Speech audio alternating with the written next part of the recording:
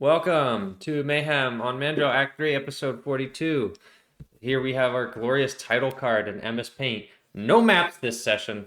Don't feel like it. Not going to be useful. Just going to get in the way. So we're using something crazy called Theater of the Mind. Ooh. Can't do it. I'm sorry, I'm out. Yeah, you never heard of that? It's pretty, His pretty home wild address stuff. is located in. So, anyways, He lives in Arkansas. no. Here's what I'm going to start with. Last session, we had a big battle. In my opinion, it didn't go great. It could have gone worse, but it didn't go great. That was the ambition that I have had for a long time of a large-scale narrative conflict. But you cannot have a large-scale narrative conflict and a mechanically sound conflict at that level. Not with the mechanics I was using. I have some plans in the future for revising how I would be doing those, but more importantly, there were things that I had debated stopping and saying and narrating that I did not because I was just busy micromanaging the nonsense I created for myself. So I'm going to cover some of the most important things that I didn't say that I refuse to not be canonized just because I got caught up and didn't say them. Is everybody with me? Yeah. Great. The most important thing, number one, when Burger King foot lettuce. No. Banned that. Time that man out. Can I time him out? How long do I time him No. for? I can time No, him if out. you too time him out, powerful then for you. he leaves and you won't be able to hear what you're saying. Oh, that's annoying. Yeah. All right, fine. I'm too powerful for you. I'm just gonna mute him. Okay. So, what was I saying? I actually completely lost my train of thought. Yes, the first and the most important thing. Remember when I was talking about the portals opening, and they were far away, and only a few people could see them, right? Initially, when all the skeletons were pouring out of the portals to the north. Everybody remember that? Yeah. Great. There's a major thing. I was going to narrate, and I will say that it happened. A specter of a Dracolich emerging and roaring, which initially struck a chord of fear in the hearts of all of your soldiers. Vesper likely would have been able to perceive that it is an illusion, but it would not have mattered in terms of what was being conveyed because it wasn't a physical threat, it was a message that was being sent, which is also something that Vesper likely would have been able to intuit. Cagliari may have already been out at that point and not gone back in, but it is very much the specter of the Dracolich, one that the entire party encountered and had fought in the demiplane many moons back. I believe that was Grodrick Cagliari, and I think he still Moon Dude at that point? He sure was. Yeah. It's that guy. So I don't believe... Would Blobotop remember that, first of all? I don't think his memory of that was wiped. When was it? It was right before we went back to the material plane and you got teleported, like, pooped out onto the mountain. It was the end of our first batch of sessions. It was. It was the end of Act And 1. then we had the break, and then we had the second batch of sessions. Yep. Which started with us being dropped on the peak of a mountain and freezing. He lost some amount of time of memories. I don't remember what that time was. If it was like a week or a month. I don't either. I remember. I don't think it was a month. I don't think it would have. I don't think it would have been lost to you. Even if it was, we're gonna say that you were given divine whatever to remember. This is the Dracolich who fought you kind of for sport. Now he's not actually there, but I imagine what would Vesper have done? Now we're entering retcon territory. What would Vesper have done having perceived that visage as nothing more than a show or an illusion? I don't know. Okay. I mean, it's still scary, so it's not like, even saying, oh, it's an illusion is still they still have powerful magic over there. Right. Whatever's going on. Do you imagine it would have drastically changed your decision making? No, probably not. Okay. That's the main thing I wanted to cover. The reason that is important is because the Silver Dragon did not come out of nowhere. And this is where Malachi would know this. And I'll probably have to catch John up, but I've talked to him a little bit about this, so it's not critical that he's missing this. The entire reason the Silver Dragon emerged is because if you recall the creation myth, where that Dracolich was banished to a demiplane, their arch enemies, the Silver Dragon Elebar and his descendants, who were ideally like proteges of Bahamut, theoretically, and Durango, who was a protege of Tiamat, they're mortal enemies. So this was not like a random occurrence, and that was critical because that specter would have been present, looming over the battlefield as a presence and an indicator of who that army is serving. The other thing I was going to mention that I wanted Vesper to have seen was a small raven flying around surveying the battlefield. Hmm.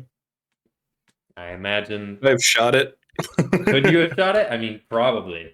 That unless you really devoted a lot of time to it, though, you know it wouldn't have done much. But if you think you would have shot it, then you're certainly allowed to have done that. Maybe I would have shot at it, but if I don't hit, then I would have not worried about it. Okay. Well, we'll say you didn't hit and quickly got distracted by the charging army moving its way forward. Okay. Everyone on board with that? Everybody understanding some of the greater context of this now? Sure. Great. Part number 2. Because I know John expressed it wasn't super clear how many men you guys were losing. Describing in more narrative detail what the actual battlefield looked like and how the battle was faring. Number 1, it took a while for the skeletons to get forward, and your defensive formations at the start were lined by a lot of extremely competent close quarters combat warriors. That line had no problem and had almost no casualties. If you remember, there are a few divisions up right outside the field, and one of them was your CQC Kuningkrieg guys, and they were absolutely demolishing. They were cutting through the skeletons like they were paper. But these are guys that are equipped with swords, shields, and are pushing forwards in a highly defensive formation. On the other hand, your peasant warriors are primarily wielding spears. They were faring okay, but the problem is once their front line broke, the skeletons all have basic rusty broadsword / longswords, some of them even just daggers. But the issue with that is once they broke into the line and got in range of the spearmen, the men in the front were cannon fodder, and so the line would slowly start to decay. There were some serious casualties in those units. The highly trained units were not taking casualties from the melee. The third factor that I maybe conveyed a little bit, but not enough, they had an extremely high number of archers who did a lot of damage, and they were also in the fields lining up their shots from the back. Now, a lot of them were killed by Thasarlan, even Malachi later on, and stopped. Vitras had come in and was putting up walls to stop some of the forward archers, but the issue is their volleys were in position to essentially just coat the ground in arrows. And they weren't necessarily highly accurate, but it didn't matter because they had complete coverage of all of the area with your forward units. And that means that your well-armored Kuningkrieg guys still weren't doing too bad. They may have suffered a few losses or gotten hit, but your peasants, who are, again, mainly equipped with spears and maybe leather, were getting absolutely decimated by the arrows, which was a big issue. It's probably unlikely that any of your actual characters, i.e. Bloppeltup, or even parts to an extent, certainly not Malachi or Vesper, who was airborne, outside of when he got absolutely sniped by the archers. Outside of that instance, there was never a point where your character was really in super high danger. You weren't being targeted. The clerics put in massive work, obviously. The issue was that your men were dying off, your untrained men, which is why Malik had ordered the retreat. Because he's in his formation with his Kuningkrieg guys, and I imagine Bloppeltup would have seen this, although I think he was coming back with Malachi. Certainly Vesper saw it after he was revived by Sage. Like, Malik was horrified at the men that were just being lost by this wave, which is why once that first wave was cleared, he ordered a full retreat. And then the archers had to be dealt with, and that's when Malachi came in, cast some spells. Thasarlan cast the last of what he had. Vitras was providing some cover with molding the earth and creating walls of force, but the area was very limited, so most of the arrows were still getting down and hitting something. And that is when Malik charged, sensing the presence of the dragon itself. Any questions? No. Okay. That's most. Go ahead. I was thinking about it, Mm-hmm. and I think I had said I was asking about the ranged guys, and then you said they were separate from the main group, and then I think I said, "Oh, I'm gonna swoop low over them, to see if the amulet does anything." And by them, I meant the melee guys. Oh no, But- that didn't make any sense. No, I did not get that. Yeah, I think you had me swoop over the archer guys, which I didn't actually get until later. But I don't think it would have mattered because I would have been within range either way, I think. Maybe. I'm not sure. That would have been pretty. That would have been pretty different, though. Yeah, I did forget about that. That was most unfortunate. Because that's the other thing I probably should have conveyed more is like there are lots and lots of archers. Lots and lots. Yeah, of I archers. didn't word it well, and then I didn't correct you because I didn't think about it. Got it. Oh well, that is what it is. But okay, I understand. Anything else? Okay. Here's where we actually are right now. We are sitting in the aftermath of this battle. The army has pretty much been dispersed by the Spectre of the Dragon, who is at this point dissolved. In terms of clerics, you're definitely going to be needed. There is a lot of guys on the ground that are not in good shape. I imagine that Sage is just going around stabilizing people who can be saved. And some of the other men who are in units are doing triage. Evan Higgins is likely on the field just providing whatever medical care he can, tourniquets, removing arrows, or in some cases leaving them in because it will just cause them to lose blood.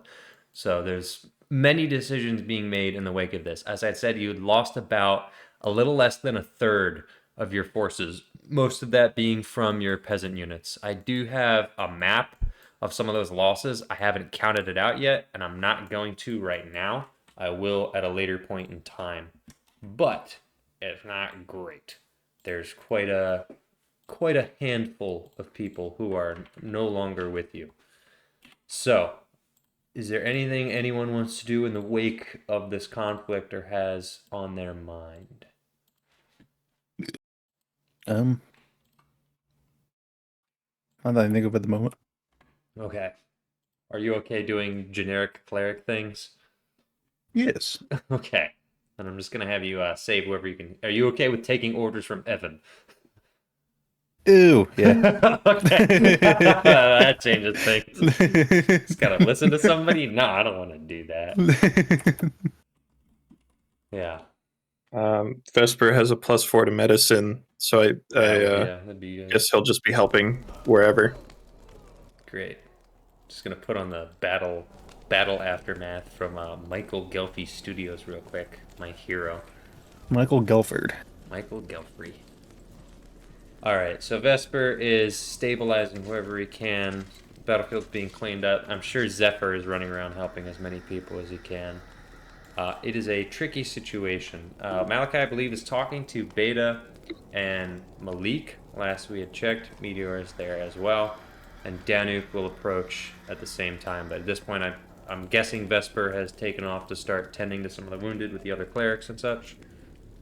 So we will go with that. But conversations are being had in the background.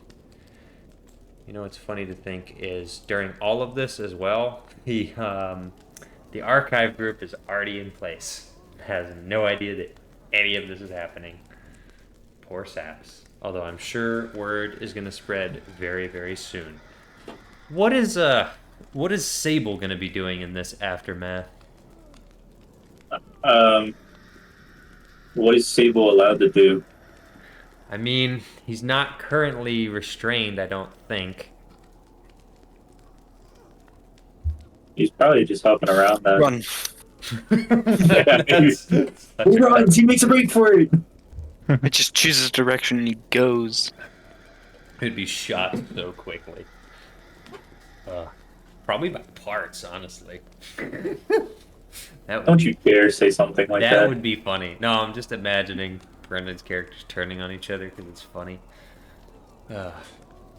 Okay. And here's what we're gonna do while Battle Aftermath is taking place. We're gonna change scenes to the archives, and we have a little bit of catching up to do on that front. Since let me just put on Knowledge Temple by Michael Gilfie Studio as my favoritist man.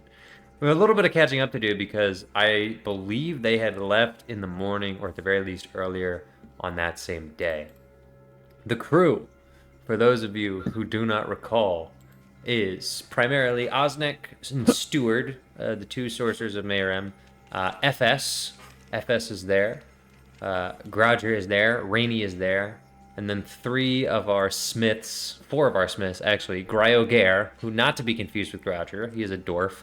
Bolt Crank, Grack, a little kobold armor smith, and Gerald Grafton. Let's go! Now Yeah, Greg! Woo! this is your primary crew. In addition to that, you have the 8 dwarves with Gareth Cataniels, and they were going to attempt to set up a forge/mine that would be Gentle, Gruntle, Dreeg, Lil Juke, Soban, Masher, Daron, and Glammy. Yeah, little juke. Yeah. This is your crew. Here's what has likely transpired thus far.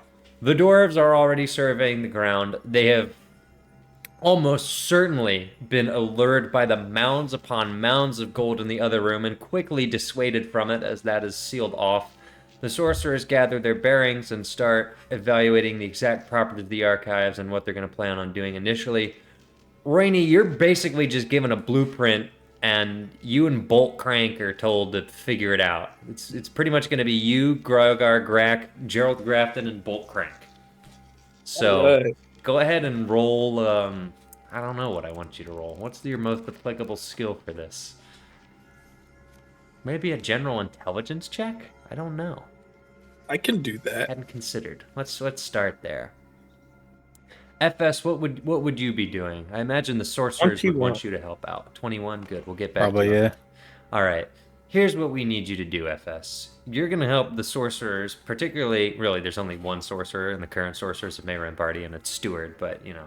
Steward and Osnek are going around cataloging the archives, taking notes, and trying to observe the magical properties. Now, they have a bit of a rap sheet from Malachi, but you've also been there. So, you know, they may have some questions for you, which they would like answered, such as, so, do you know much about this protection of yore? How exactly does it work? What is it triggered by?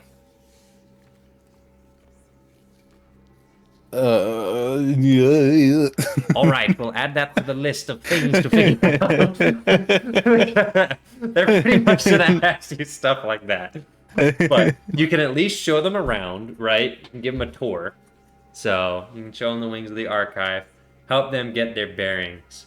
Roll for me an Arcana check to help them map out the archives and what they want to start doing. Oh, hold on, I'm blob it up. You fart smeller. What am I rolling? Arcana. 13. All right, great. Before we get back to that, we got 21 and 13. Garager. Osnek, upon arriving, sort of has been divvying out all the tasks. He's kind of the de facto leader at this point. So he comes up to you shortly after discussing with FS the nature of the tour and getting Rainey set up. He says, Grouger, I have a special assignment for you. Grouger, are you listening? What's the assignment? Well, those dwarves over there, they want to set up a mine, and I don't know what the possibility of that is. I'm going to be working out exactly what it is we can do here. So far as I understand, these archives are indestructible, so they won't simply be able to start carving out the walls. But if you could keep them tempered, preoccupied, or maybe start taking notes on what it is they want to try to do, we just want them to stay out of trouble for now. Can you do that for me? Sure. Great. All right, off to start cataloging, and then he heads away. All right, Grouger, you're gonna have to.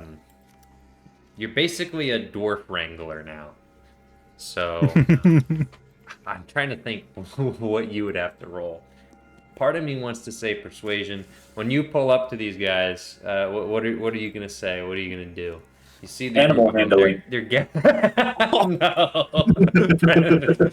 So I'll give you some context. These guys are huddled up in a circle. They have their notes. They've carried with them as much equipment as they could on their person that they could get through the teleport that Osnick would let them take.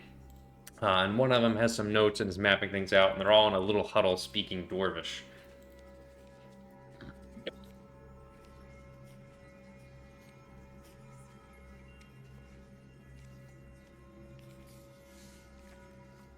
Yeah. What you doing, Grouger? You doing anything?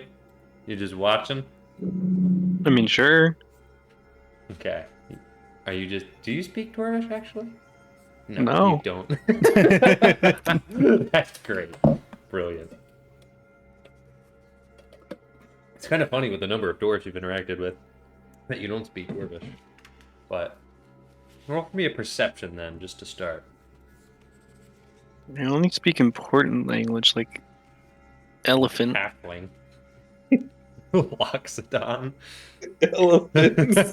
That was it. I speak elephant. So hypothetically, if it was like a 17? Okay. You're sussing out the dwarves, getting an understanding of what it is they're doing, how their attitudes are. They don't seem particularly cranky. You're trying to identify the leader based on, mannerisms and tones and such. You know what's funny is I don't actually remember who the leader is. I have to go to the quest notes document to find that information. Oh, what is it? What are they even categorized as? They're not categorized as maintenance. What's their category? Gosh, where are they? There they are. Transportation. They're categorized as transportation. Gentle is the leader. This is you, by the way. Notice how I put you with the you characters. So this is a direct consequence of your actions. Gentle. Am I the- Yeah, what's up, Brendan? Are you using Bitmap Maker? No. I refuse to use a map for this session. I had said that earlier. Okay. It's just gonna slow me down. We're in theater of the mind. So that's why you have the MS Paint title card. Why do you want me to draw the little meeting of dwarves? No, I just heard you say this is you, and then click, and I looked over, and I was like, Oh no, Huh. I was saying these are the consequences of his actions. Because Gotcha. these are all of his dwarves that he named and made. Oh, he's too tall. Hold up. He's big old Gotcha. dude. Check. All right, there he is. This is him. This is the leader. This is the leader of the dwarf crew, Gentle Gile.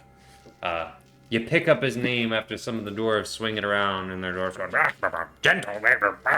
That's how dwarves sound.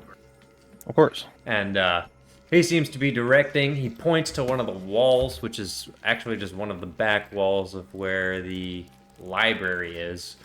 I'm not exactly sure what his plan is, but they don't look like they're doing anything immediately. Not yet, anyway, so it doesn't seem like you have to intervene to stop any crazy ideas. Anything you would like to do, or just keep an eye on him. I was told to just keep an eye, so So an Gonna eye do you that. keep. Okay. An eye you keep. I'm gonna pull up. I want maps for me, because I'm a selfish little boy. I'm gonna see if I can pull up a map of the archive, because I might be able to switch to Bitmap Maker. I just don't really want to manage characters, because there's kind of no point. But I gotta find where it is. I don't know. I don't know the last time we had used it, so I'm just not gonna pull it up. It's not worth it. Okay, going back to Rainy, we got about like half a day to cover, not quite, before the battle goes down. Rainy, you need equipment and tools, which you do not have. You need a ton of metal, primarily brass, and then you have tinkerer's tools. Yeah. Okay. Great. At least you have that. You'll pretty much have all the tools you need then. What you've been assigned to is I making actually don't. some... I can make them if I take an hour. Oh, you can so. make them. Okay, that's cool. They're like magical versions, and they go away if I make a new set. But I can make them.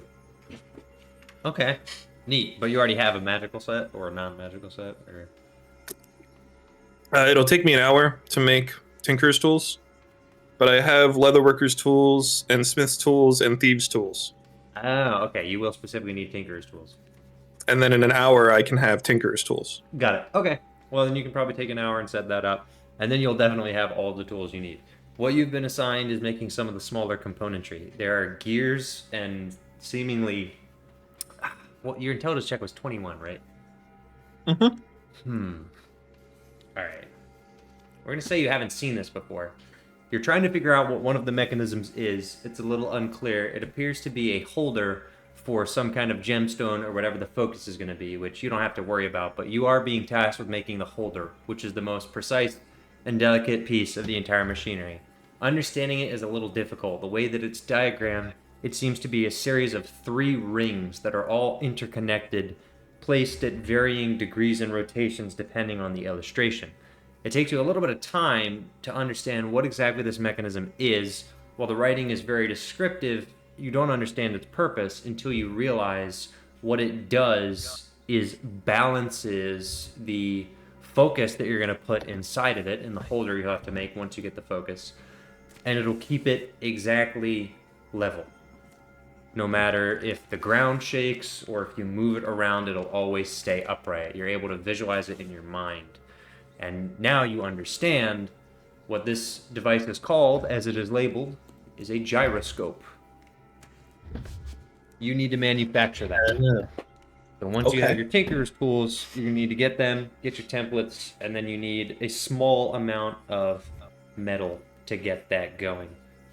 The awkward thing, you don't currently have a forge or furnace or anything of the like. You do have the ability to get fire through Steward, who is going to assist in the production and will be able to keep metals so that you can use them.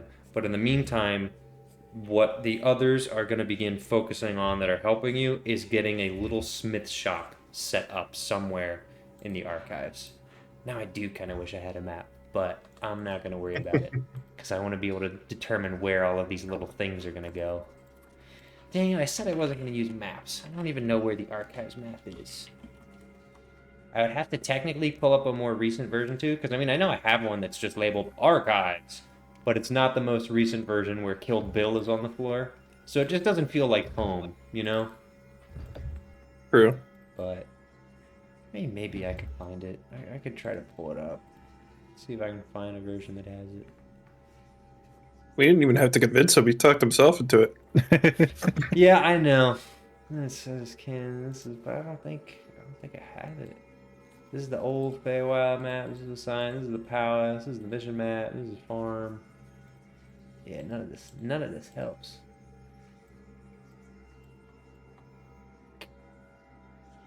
Where could it be?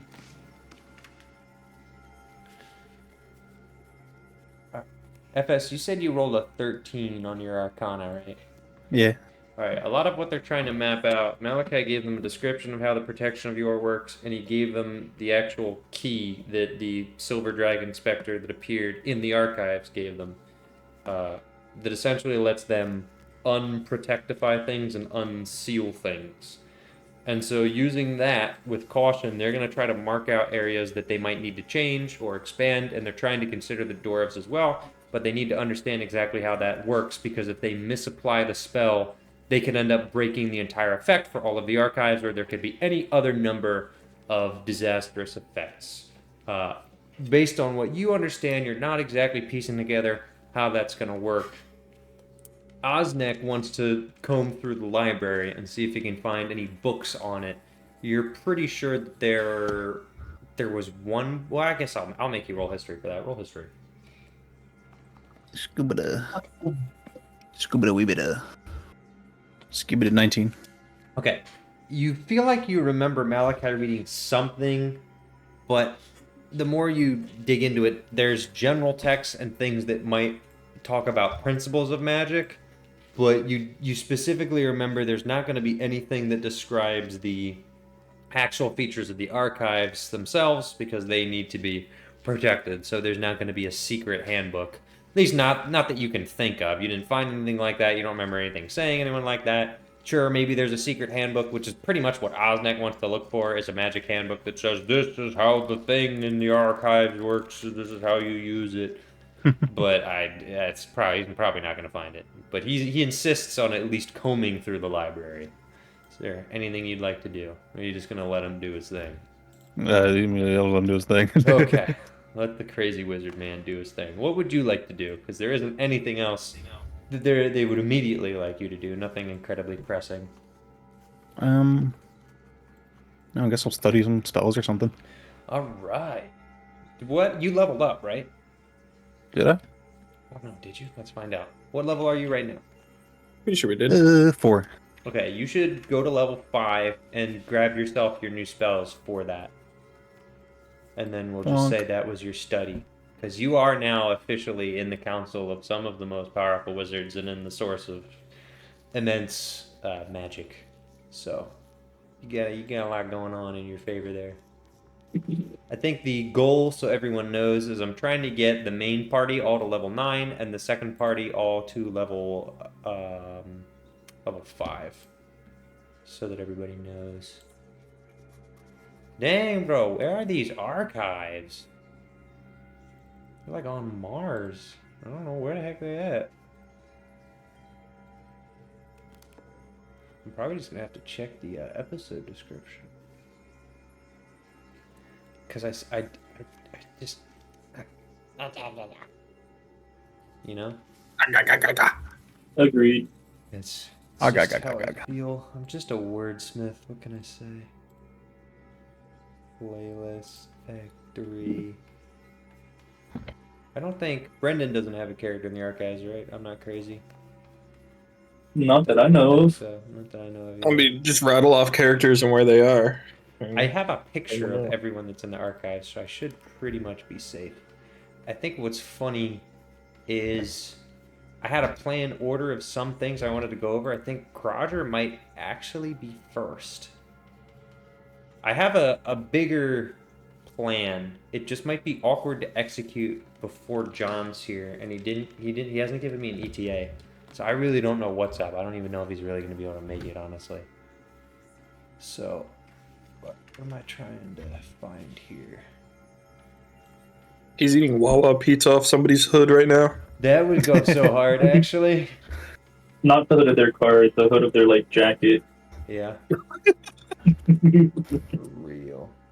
That would be so greasy. Could you imagine them forgetting and putting the hood up? Okay, it looks like session 24 is what I need. I think I got it. It was a while ago. We went back briefly another time, but okay, it's not even here. This is a lie. This is a scam. Give me the archives map. Come on. Session 23, I guess. Session 9. No, they're in their own folder, aren't they? Or they're called Citadel. That's why. Because I didn't label them the session. I labeled them Citadel and then the name of the session. Ugh, gross. How obnoxious. Alright, now I have it. Now I have it for real. Okay. Maybe I will pull this up. Gotta get rid of all of these layers. Slap this here. I think I'm probably still not gonna stream it. I'm just gonna have it for my own reference. Is that selfish? Am I a little selfish baby boy? Yeah. More than Yes. my math. Okay. You are a little selfish baby boy. Dang. Alright, Yeah, hold on. I mean, like, how dare you dedicate Bring- time and effort to creating a story for us every week? I'll So bring selfish. the map in. Here you Coward. go. So that everybody has the map. Should we clean up Kill Bill, by the way? The ice stuff is like still here. The water has most certainly melted. It's hard to clean up, all right? I know, but what do we want to do? I mean, he's just huge. Someone Build a statue for him, but it's just him in his puddle form. No, no, Bill. which just melt Has- like 5 pounds Has of ore into Grodger, like a little puddle. Grodger has been told that this is the doppelganger guy, right? Like, I think he knows he died. okay. Oh, no. If he was the first to see the puddle, that might be traumatizing, but I don't think it's recognizable as Yeah, Bill. it's just so sad. I'm just gonna put some water here, just because it's melted, and the acid is just gonna. The acid would have damaged the stone. I don't really know if I have a texture for that. I'm gonna say, yeah, there we go, perfect. Although no, the stone can't be damaged. It's the archives, a protection of the orc. Duh, doesn't count. All right, here's what I actually wanted to do. None of these people are here anymore. We have your the library wing here, and then we have these guys don't matter. And then we have the funny statue room, which look at these guys. I wonder what they're doing. I'm definitely gonna leave that corpse there that's decaying. This should probably still be locked off. I believe there is still a wall of darkness here. I don't think it was dispelled. Does anybody else remember? I'm pretty sure it's still up. Yeah. Sure. We figured out how to cross it, but I don't believe you actually dispelled the wall of darkness. I don't think so. Couldn't tell you. We're definitely gonna just tell the dwarves that if they cross into that darkness, they die. Because we don't want to have to deal with accessing this part of the archives, and we would need anti-magic like nonsense anyway. I don't think Malachi would have given that to them, so we're just gonna operate on this half of the archives. In which case, the best place for the dwarves to probably, honestly, the best place to do anything is actually in this room because it's isolated, and that way you're not disrupting the library. So I'm gonna vote for that. The only problem, what are we gonna do with all this gold? This comedic amount of gold. Open a portal next to Dweeby. And just dump it. All the cursed gold. Bloppletup is still blind from this gold, by the way, right? Or... Oh yeah. yeah, I just love that for him.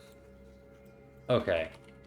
I imagine the dwarves are starting to poke around. At some point, Grodger, your group of funny... Why is he so small? Little guy energy. Derma. Yeah. That group of dwarves is going to make their way into the gold room, shall we say, a little obsessed, and start picking some of the pieces up, playing around with it.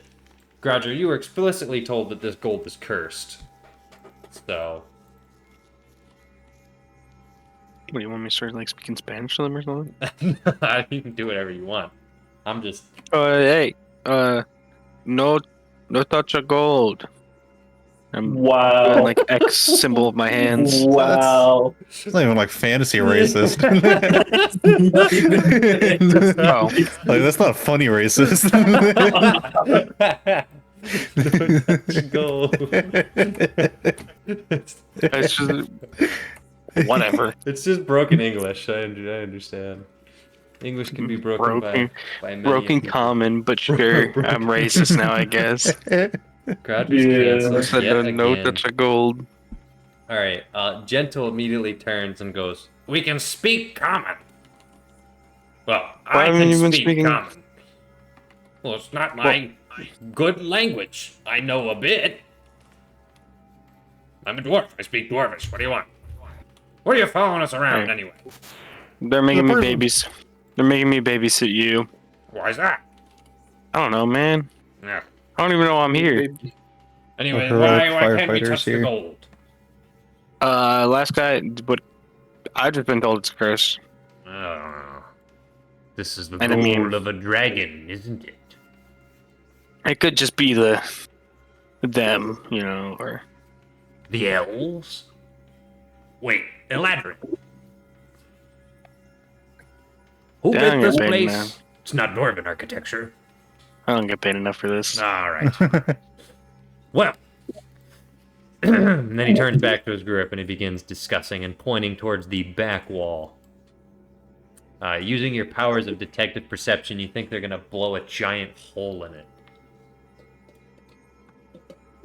Responsible. They're going to. Blow a giant hole in the wall. You're taking notes. Yeah, I wrote that down. Great. Did you get another notebook? Maybe. Probably not. He's just writing on his He's arm. writing on his hand. Yeah. Poor guy. Yeah. Okay. Well, Osnek and FS are making the tour. You said you're leaving Osnek to his devices, reading the library, right? If you pick Yeah, I some was letting him spells for pick his own yourself. direction. I get one more spell. That's it? Yeah. No, spell drought. Gosh. I re-prepared Identify because I had to unprepare that to get something else. Okay, got it. I could change it around. Where should the forge be set up? Oh, John, you are echoing. Kill him. Don't. Okay. I think it's maybe fixed. All right. Where's the forge going, Rainey? Where do you want to set up shop, shall I say? Because it's not really a forge. Where's their room where it's not gonna like burn anything? Yeah, that's gonna be the fun part. Is the library's bookshelves are all wooden. I mean, there's two central hallways here that you could set up, and there's just a ton of room here, so you could just set up in one of the hallways. It's a little strange because I'm sure you don't remember. These are massive pillars, and these gray walls, they don't extend to the ceiling, but they're like 30 feet tall. So there's two parallel hallways that just lead to the different wings of the library. You're currently on the magical side. This is the non-magical side. And then there's this corner room, which, there's tons of space in here. There's just a bunch of cursed gold. So I don't know, what I'm going to do with that. Do we know that the gold is cursed? You have been explicitly told that the gold is cursed. Okay, good to know. Start eating the gold. Yeah, I guess we'll set up on the south side in the center. So that seems like it's the farthest from wood things. Yeah, right there. Here. That works. Yeah. You're sort of centrally positioned. This is all the magical archive stuff, so Osnek might be irritated if you set it up there. Just be warned. Well, where would he want us to put it, huh? It's a good question. We don't care what he has to I'm say. gonna have to go get him. He's probably deep in the books right now. Where's he not gonna be upset? Because I don't know. There's not really. Start using the books as kindling. That would be hilarious. Can we move the bookshelves? Like, if we got all the dwarves out here, could they lift it? The bookshelves are massive. You can't move them. You can move these little shelves, but they're full of spell components, which, by the way, you might need to steal for your forge anyway. So, it's probably just best to set up here and let Osnek deal with it. Yeah, we'll move the like top two spell component shelves. We'll move them down a little bit if we can. That's what I was talking about when I said bookshelves. Those things because they're the closest. All right. Well, we can move those. I have to see if you have any strong boys with you, because that's gonna be a big lift. I don't think you got any guys with high strength. And if we got everyone that's here to come help Spell out, is a grand sure. 14 strength. That's not bad. What do you mean grand? That's like It was increased like last level. Oh, okay. Rainy has 8, so Okay. don't know how useful she'll be. Probably not super useful. Greigar's probably built like a stud. Bullcrank is tall, so he's got a lot of leverage. Grack is Grack, and Gerald Grafton is just a dude, like a 17-year-old. I don't know. He's probably a little bit older than that, but he's just a human. Go ahead and yeah. Are you helping, Rainy? Because I don't know if I want your strength check. Honestly, is it gonna matter? Whoa, okay, rude. Fine then, I won't help. You have an 8. Yeah, just supervise. It's fine. I'll roll. You don't need to help. It's fine. The men have it. Oh, okay. All right, one of the men rolled an 8. So All right, cancel him for that one if you're gonna cancel me for what I did. Bull Crank is a Furbolg, and they have that like double push drag lift. They do. Feature. Well, he got a nat 20, so I mean the shelf is moving. Woo! So He truly knows what it's like to cry while eating metal. So true. He does. All right, you guys should have Reach. plenty of space now. I'm setting up your little forge right here. It's not going to be much to start. It's going to be more of an assembly / toolkit area where you can just set up your little tinkering station. And then at some point, we're going to have to figure out how we're going to heat things. But what you are going to be able to do, probably, is set up an area along this back wall. Since it's made of stone, you have a nice back wall where you can put furnaces if you get them set up. It would be great. This is where you're going to need some help from the dwarves. If the dwarves can actually start mining some rock, you may be able to transmute some furnaces. And then you can really get the ball rolling. But right now, it's just going to be a nightmarish setup process before everybody gets acquainted and comfortable. Okay. I'm going to tactically move these random 5 foot by 5 foot piles of gold. So 1, 2, 3, 4, 5, 6, 7. 1, 2, 3, 4, 5, 6, 7. We're just going to get it out of the way as much as possible. Just put it all at the back. 1, 2, 3, 4, 5, 6, 7, 8, 9, 10. 1, 2, 3, 4, 5, 6, 7, 8, 9, 10. No, 1, 2, 3, 4, 5, 6, 7, 8, 9, 10, 11. 2, 3, 4, 5, 6, 7, 8, 9, 10, 11. And how many is 1, 2, 3, 4, 5, 6, 7, 8, 9, 10, 12. Ugh. Tractor, 4, 5, 6, 7, 8, 9, 10, 12.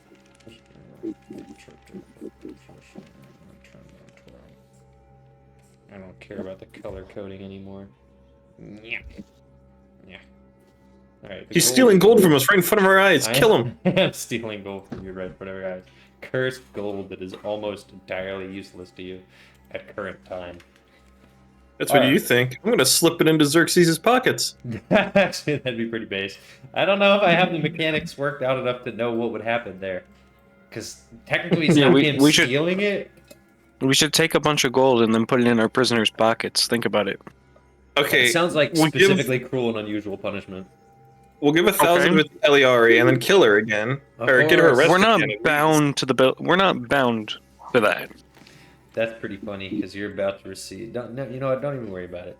You'll see. The All right. IRS has found us. The IRS is here, No. and they demand you pay your federal income tax. Okay, the dwarves are getting set up. I don't think they have explosives per se. That is a hip new thing that they use to mine now. They got some explosives that they use, but they don't got that. So they just want to start smacking the wall. Are you going to witness them as they attempt to start smacking the wall? I witnessed the. It's going to go horribly. Osnek has not dropped the protection of Yor yet, so it's just they're like smacking the wall. The stone isn't breaking. They're super confused. One of their picks breaks, and Gentle's just it's chaos. He's talking to Dorvis to a bunch of them. He's looking at this. He's looking at the pick. He appears to be shocked, and then he just turns to you and he goes, "What are these walls made out of?" Stone? The most stone I've ever seen. Rock. I bet there's something magical going on here. Find that wizard and know what to do here. Tell him. I'm not like an errand boy. You are now. He turns back and he starts talking to his dwarves and dwarves again. That's crazy. So what are you gonna do? I don't know, I guess I'll leave, but Are you actually gonna get I mean, Osnek I'm though? not an errand boy, but I mean, what else am I gonna do? Okay, so you go up and you find Osnek in the library. Hey. Hello. Roger, do you need something? How are the dwarves faring? I need to talk to you. Must they talk to me? Can't you simply talk to them? I don't know what they're freaking. I don't understand their language. Gentle speaks common. I asked him. He said he's proficient. Man, this is really freaking need to use something about magic and shit. What? Oh, I don't understand. are they trying to mine the walls? Yeah. Oh, well, that's not going to work. Hold on. Tell them to wait. We're not ready yet. We have to understand the intricacies of the protection of yore before we simply break it, or we could end up endangering all of us. The entire archives could become destructible if we do this incorrectly, and that's simply not going to happen. So just tell him to hold his horses. Or his dogmos. I don't think Why dwarves don't- work with horses. Why don't you just go and do what you just said to me, but to them, and then they'll understand. Instead of me I just don't- going and told them dog moles or whatever I the heck don't you just think told me to do. that gentle is... I'm not a people person. Yeah, but I wasn't listening to what you said, so you Well, should probably go tell them that I'm before we have a afraid- catastrophe. Catastrophe? How... FS! Dang, I you're guess you're they're- getting Aaron Boyd.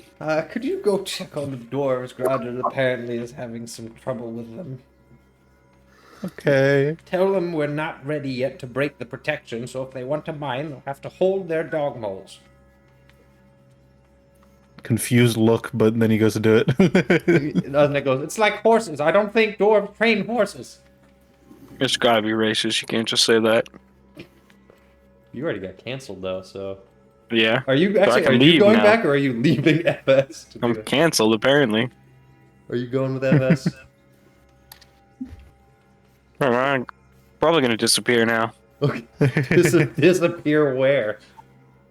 Out of his sight, so he can't find me again. Osnick? Yeah, he's gonna make me do stuff. Okay, where are you going?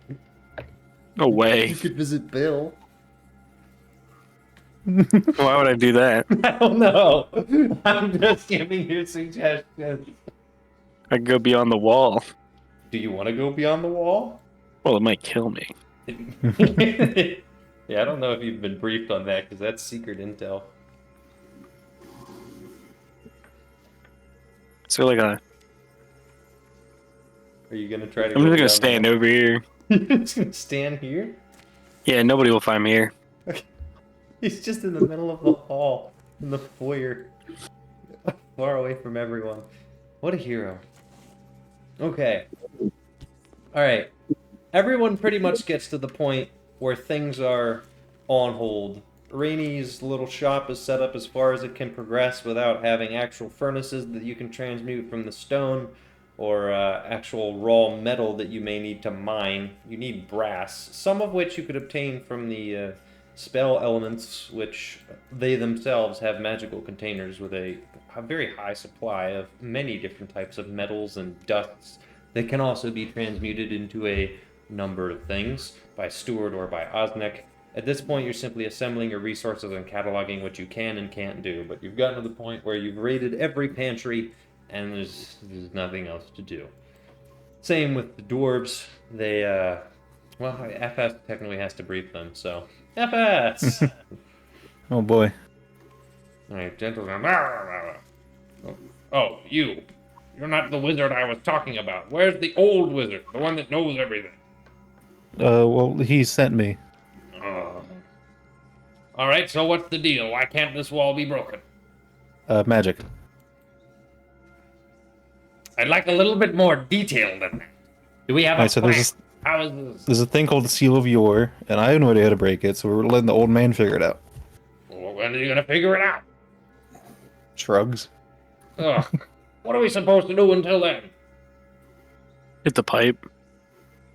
I'm sorry, you're over here. Yeah, it's really loud in here. I'm imagining the dwarf is super loud, so it's like, what are we supposed to do until then? And then Greta just goes quietly hit the pipe. Or marshal this guy. Well, I don't know what you're doing in here. we're trying to get a mine set up. Yeah, I think they can wait. Okay, well, time to play dragon chess, I guess. And then he sits down with a couple of his boys, and they all start pulling out independently their little tankards of beer that they've stowed away. I don't like how you left an FS-shaped hole. You're not invited. No FX hole. All right, what are you doing? You're just gonna go back. All right. Back to your studies and your leveling up. All right. At this time, John, you're officially with us now, right? Yeah, Trevor, I'm right here. Okay. Yes. Man, Yes, other John. yes. Can you hear me? Yeah, I can hear you all right. Okay. I just want to make sure your games were set up properly. We didn't miss much. I recap pretty much what I already told you, that I didn't narrate with the specter of the Red Dracolich and the fact that most of the men that you lost were from your peasant units because your Kuni Greek unit was completely eviscerating the skeletons like they were paper, but that a lot of your men were destroyed by archer fire. So it was brutal. That was pretty much it. Then we moved to the archives because now this is when Osnek would have, I imagine, received a sending from you or someone regarding what just happened. I'm imagining that's something you would do Let's leave him in the dark. in the wake of the battle here. Wait, can you repeat that? I feel like I zoned out. Would you have messaged Osnek to let him know what happened? About the battle. fighting? Yeah.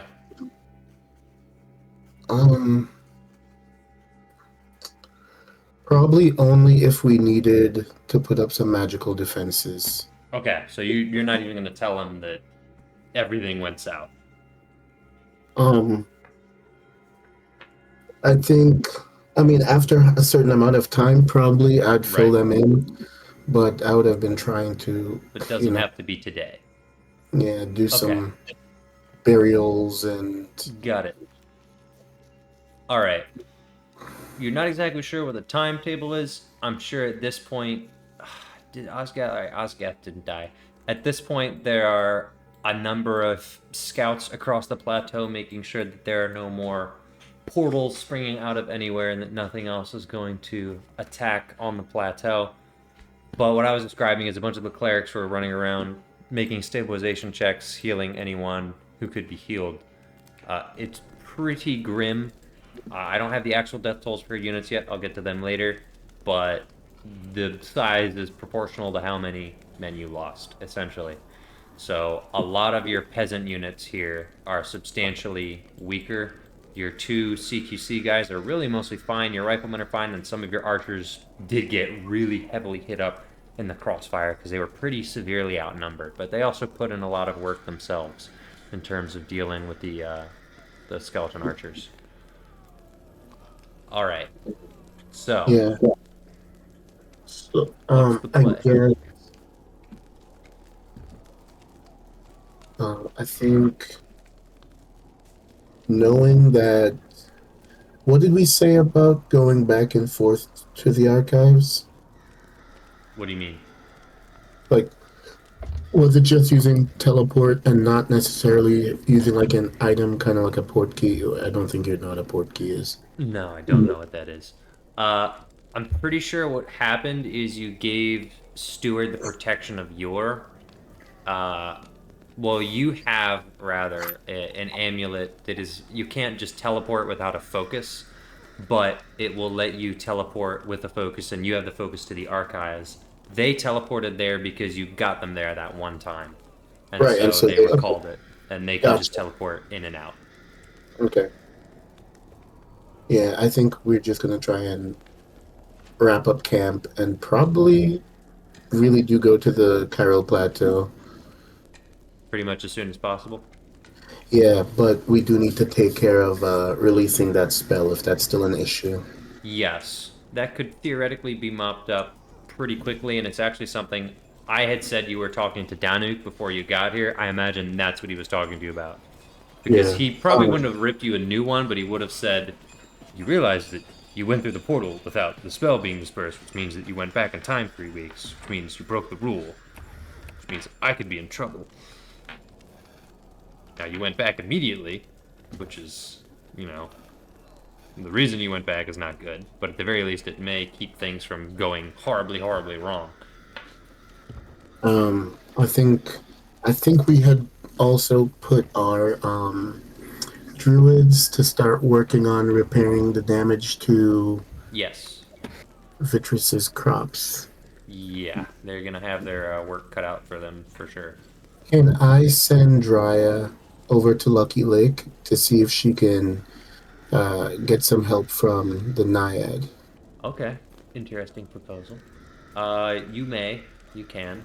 I think these are these are the sections of the field that are destroyed. Look at me, already neatly Can she dispersed. have like Rain go with her? Yes. Anyone else? I don't know where she is. She's probably somewhere. Here she is. I don't think maybe not too many people. Maybe maybe Raven Delanere if possible. Yep. I The was just usual hoping escort. someone that a large crow could carry, so not too many people, Okay. because it would take her a little bit. You're gonna send the Raven over to there? He could drop them like not directly there, but get Okay. them Because yeah, the Naiad does hate the Raven, but yeah, okay, understood. All right, that will be their little mission. Let me roll real quick to see how that goes. Okay. Cool. All right. Anything else on your to-do list? No, really just like also kind of walking through, comforting people, encouraging them. That I know this was unexpected and it has hurt morale, but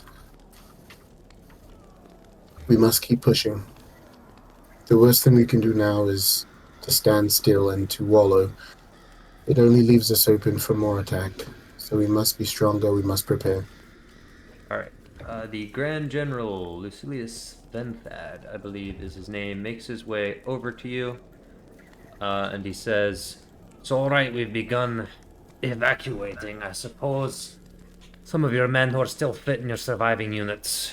If you have men that are wounded, we can take them as well, though it may take us longer to get them on the plateau. But it seems neither of us should hang around here any longer than is necessary." Um, give me a few moments. Let me I can ensure before we leave there's something that we must take care of, and once that's done we can begin moving as swiftly as possible. Understood. But is it all right if we get your men out in the meantime? That's part of the problem. So let me deal with this issue first, and then I we are all see. set to go. Yes. All right. But I would like to look for Vitrus. does that mean they're gonna have to bring back anyone who's already gone forward or No, gone? no, no. Anyone who's already left, it's already happened, but They're gonna be 3 weeks back.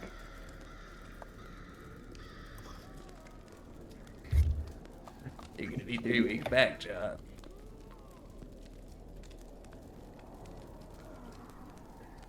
Are you sure? Because Danuk does not think that is a good idea. well, if Danuk is saying that's not a good idea, then bring them back. Okay. Yeah, Danuk's like, I don't know what it would look like for a wormling to sweat, but Danuk is sweating. He's not even mad at you, he's just fearful. It seems we have tampered with magic so complicated. No matter how long we think about it, we can't understand it. Well, I never understood it if it makes you feel any better. I don't expect you to understand magic, Willie. Alright. What is it Like that we need to do then? We need to talk to Vitrus. He's the one who taught us the spell. Right. We or you? The troops are in shambles. I don't have time to be holding your hand, Malik. What do you mean by that? Go gather the people up, get them ready. That's what I was asking. That's why I said we or you. We need to talk to Vitrus and we as a collective, but obviously I don't need to do that. I want to attend to my fallen. That's all well and good. That's fine. Alright. He's off. So are you going to talk to Vitrus? Yes. Okay. Taking anyone with you? No. Okay. He's just sitting on his rock, pondering. Um, I will. I'll actually approach him and bow. Okay. He kind of just has his, he's holding up his face with his, he's like in the thinker pose, but instead of actually thinking, he just looks brain dead and he's staring off into the dirt. He doesn't make eye contact with you. Beatrice, Uh, I cannot express enough how sorry I am that this has happened. I've already sent my wife as an emissary to see what can be done to speed up the regrowth. And Some men are motivated by very strange things. All of us are born with our own vices. Some lust after power, others lust after the frivolities and material enjoyments of life. Others have a need to always be attended to by a company of good friends or a lover. I never struggled with the vice of lust for power, though I did share in a desire to pursue knowledge. And at times like these, I am reminded that every man has a vice, and whatever man has brought this army before us is the most vicest of men. It doesn't make any sense, but it's how I feel. That was the work of a necromancer of the highest order. That spectre a grand illusion. The work of one who has not only pursued knowledge, but pursued it to the ends of his own power. And beings like that are unfit to cohabitate this world with me. Perhaps I have been consumed by my own vices. My desire to protect, my desire to be comfortable, and I have neglected the higher priorities of life. Lost crops can be regrown, and destroyed bread, however burnt, can still be eaten, sometimes. Even if it can't, more bread can be made. But a life lost remains lost. So I am sorry for you, my friend. I did not anticipate that your war would find you here. I truthfully had no idea that that was a part of a war I was even in. Still, regardless, I gave you my word when I came to you, and regardless of your personal quandaries about your vices or not, you still, your values and what matters to you. I share value, because we are partners in this. What matters to you matters to me.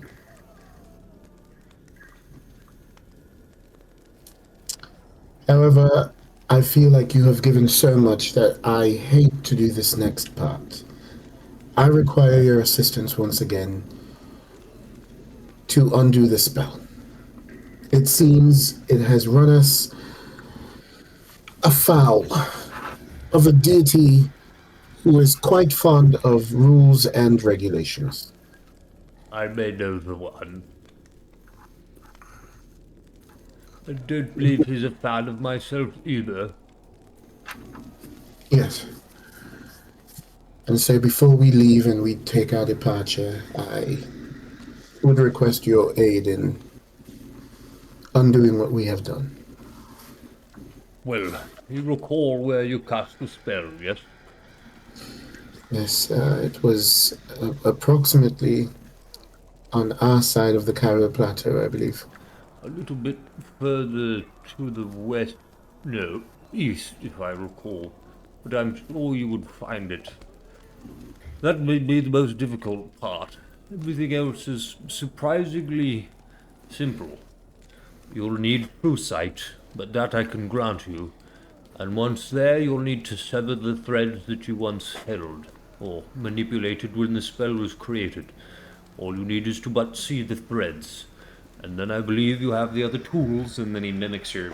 He pulls out a mage hand, and he says, I believe you have the other tools to accomplish the task. Sever the threads, and the links too will be severed. Although this process is dangerous in the sense that while my version of the spell controlled the streams of time between the Fae and the material planes, once all threads are severed, things will return to their normal instability. Meaning I will not necessarily have control over the stability of the time between realms. More so, the journey may prove harrowing. Traveling between dimensions is rarely safe or straightforward, although I'm sure you have found it much more so than many others have.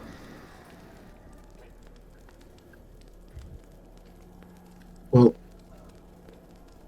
despite the challenges, I would much rather we not be at odds with the deity. We've far too many enemies as it is. In which case I shall teach you the protocol for uncasting the spell, shall we say. Are you able to dispel magic? I am, I believe.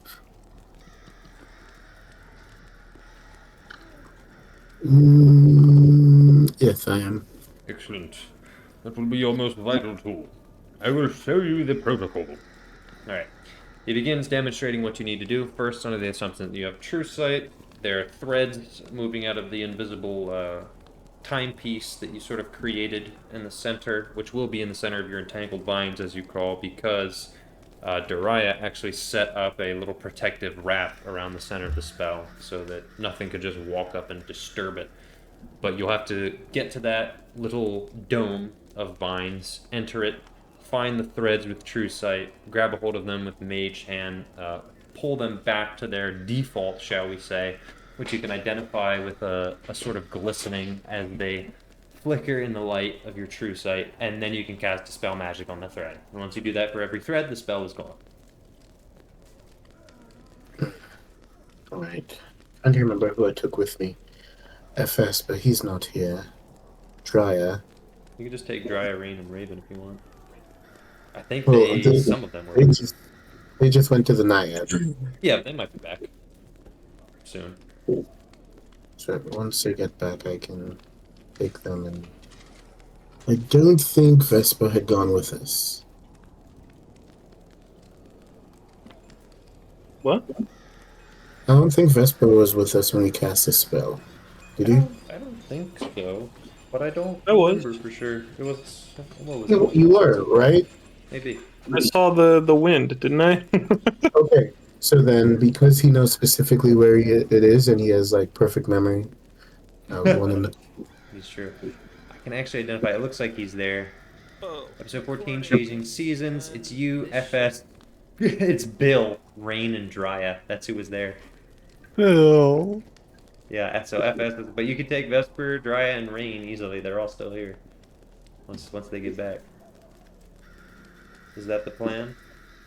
Yeah, I'll do that. Okay.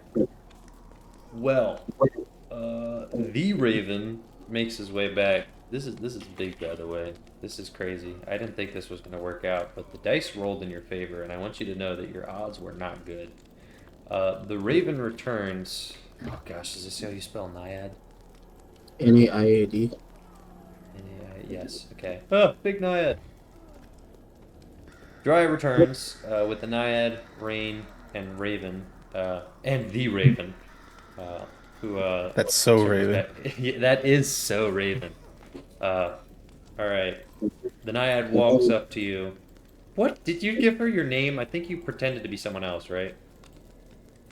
Probably so. I think you did. So she's just gonna look at you a little weird because I don't think you have your face disguise up, unless you want to put it up. I don't remember if I had disguised my face for that one. I think you did. I don't know for sure. I think you did. I did it with the people who are coming, but not. That might be true.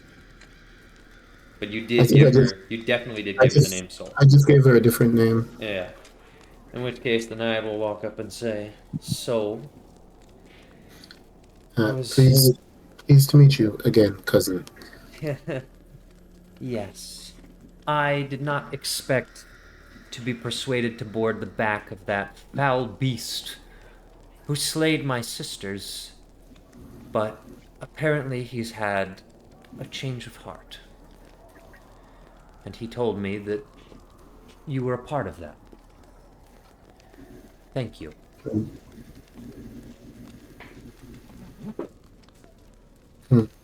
All right. Then they go out to the fields to begin helping things. Should do you want Dariah to wait? Do you want her to come with you? No, I'll just. If in fairness and Robin, If they can come? no, if they can help with like taking care of the crops, Yeah. Okay, so then you do want to take Dariah. yeah, then I'll take Dry with me. Okay. Then you'll take Dariah and Rain and anyone else? Vesper. Yes, that's right. I wasn't thinking about him because he doesn't need to. He can just fly. He doesn't need to be on the back of the Raven. All right. You headed out. You know what's funny? I actually have. What did you say? It was garbled. Yeah. Okay. I actually have the original like layout of the entire thing. It's actually going to just straight up be easier for me to put you down than it is to move you. It's a perfect software with no flaws whatsoever. Why would you even say that? It's perfect. I mean, Yeah, it's clearly perfect. Okay. Take some time. I imagine Vesper's leading because he's perfect memory man, right? And it's almost definitely been within a month.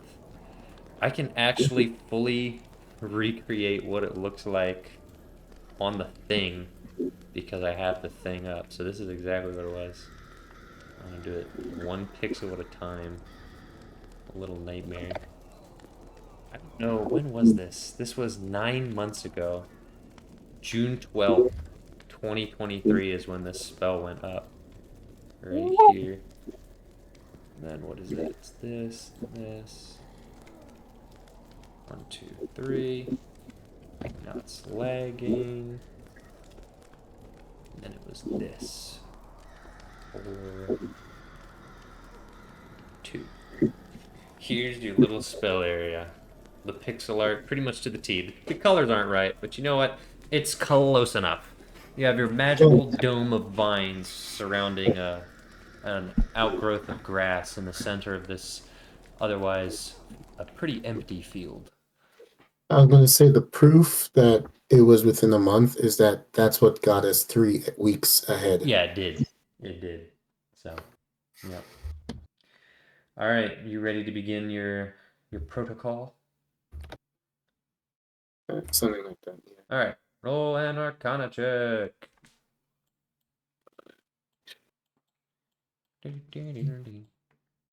Rolling in a cut check. 23. 23. Okay, well, this is going to go without a hitch. Beatrice's descriptions were pretty accurate. After granting you true sight, which he did do casually, you're welcome. It's temporary, though. It only lasts an hour. You are able to see the strands of time around the floating phantom hourglass and managing to pull them back to a quote-unquote neutral position. You cast a spell magic on them one at a It's going to time. take me 10 minutes to do the spell magic. Okay. I'll just let you do it once, like once you have it prepared, because that's fine. Otherwise, it's going to take you forever. So, because this is already a somewhat strange ritual in and of itself, so we can really just count it as one ritual spell with a lot of steps. That makes sense. Yeah, so that makes it's sense. just 10 minutes, and boom, boom, boom, you're done. So using your mage hand and your preparation of dispelling magic.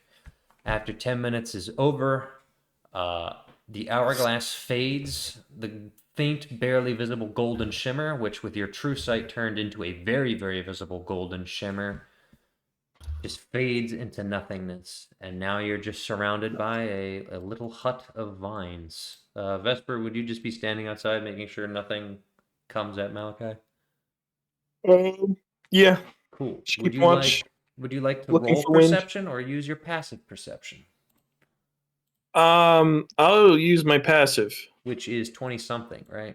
22 22. Great. Let me because check. I leveled up, so it's Nice. proficiency went up by 1, and then it's doubled for expertise. Yeah. Very cool. All right, I can get rid of my MS Paint placeholder that I ended up not using at all. I can see the wind. Okay. All right, well, that's a 2. So never mind. Vesper, you get the sense that something's off. Maybe it's just the Feywild, because that's what the Feywild is. But looking out, it almost seems like you can see farther than you should. And you can't tell if your mind is playing tricks on you or not. But you can swear that you see a tower in the deep, deep south. And using your perfect memory, you recall that Vitris told you about a tower in the south. Or rather, he didn't tell you about a tower in the south. He had a map that he was working on that he had sent some of his automatons out. And with their vision, he would draw some of the things he saw. I remember the map. It's like way at the southern tip of the Feywild, right? Uh-huh. And you should not be able to see that far. But in some weird way, whether in your mind's eye or through Feywild shenanigans or something else, you're not sure. You feel like you catch a glimpse of it. It doesn't look exactly like it's illustrated, but it is a very strange, spiralingly tall tower. Fairly uniform, and then at the top it curves outwards as the circular area grows into the spiral coned roof, and then it has a sub tower just like it was on the drawing that's a little bit more dramatically curled outwards and is quite tall in and of its own right. A very terrifying spiral that somewhat defies gravity and should not be possible to exist. And yet there it is in your very eyes. I'm just casually seeing like 100 miles. Yeah. Very cool. You don't understand how. Would you like to look around to see if this applies to any other direction?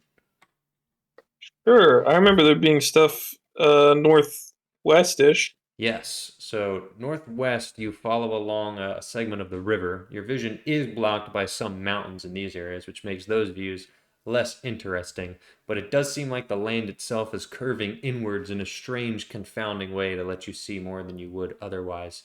But the mountains do block your view to the north and to the northwest, save for the small passage where that ugly, mucky river was that you had traveled towards to get to the citadel. You did go there, right? I'm 90%, 99% sure.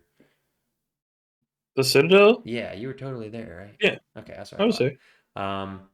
Over to the southeast, you see off of the same cliff that lets you see further down south to the Wizard's Tower, and you actually see the old dead wood. To your immediate west, it's blocked by the Feywild's version of the Cairo Plateau, which is very much more so a plateau of dramatic proportions. And the north west is also blocked by pretty much mountains, although you do see again far off in the distance at much more detail than you should be able to, an ancient elven wall crumbling into non-existence, pinned between two giant mountains leading up to the plateau. I'm a Lord of the Rings elf, basically. Yeah. For this very Interesting. moment. Well, I'm not going to there's distract no them from danger. the spell, Yeah, there's no danger. so I'm going to wait till they're done Yeah. and then ask if they can see that. Yeah. Well, Rain is just going to circle around and say, well, there's really nothing out here, huh? You see that over there, the tower. What? What are you talking about? Tower over there. What tower? In the grass? Taking the hobbits. I can see really Taking the far hobbits right to now. Isengard. I can see you. Okay, Birdman. I have different eyes too, but not like yours. Fascinating. I don't see colors as well. I see movement a lot better. Oh, Well, that's what they Neat. say anyway. Apparently humans can see a bunch of colors or something, whatever. I mean, I can still tell what's green. Like, that's green, but their green looks different or something. I don't know. Yeah. Alright, she moves on. 10 minutes pass. Spell is cast. The spell is uncast while the other spell is cast. And things go off without a hitch for once. And the Raven is ready to fly you back if everyone is ready. can everybody see that tower out there? Where? Right over there. I mean, Is it's not right there, but way out there.